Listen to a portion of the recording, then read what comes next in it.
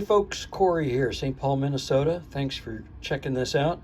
I have on the bench today a banjo ukulele made in Dayton, Ohio in the 1920s called the Dayton. First time I've seen one, actually had not heard of these and purchased it knowing it needed some work to get back together. Anyhow, excited to give you a little tour because it is a rather unusual banjo.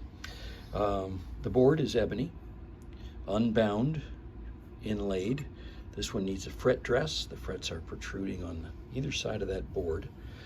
I have the nut that goes in here. It just needs to be put back in.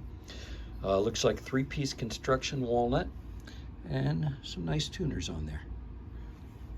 And a rather unusual heel design, which I'll show you how that works in just a second. Let's go to the pot. The pot is a block construction. That means it's smaller pieces of wood glued together. Then these are turned on a lathe to get the circular rim. It has very heavy-duty hardware. Heavy-duty in the sense of Wayman heavy-duty, but a coordinator rod style, similar in some ways to the Gibson.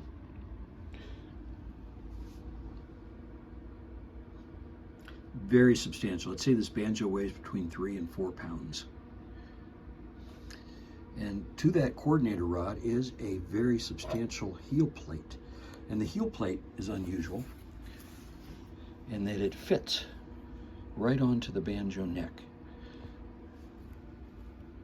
That big piece of metal at the end of the coordinator rod fits snugly into this recess.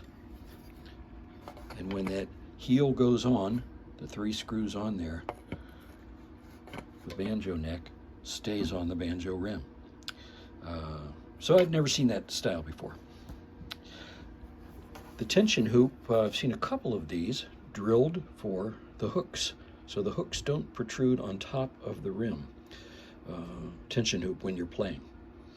It's kind of nice, smooth, easier on the arm, and I think it makes it a little more accurate to play if you're not bumping into those hooks.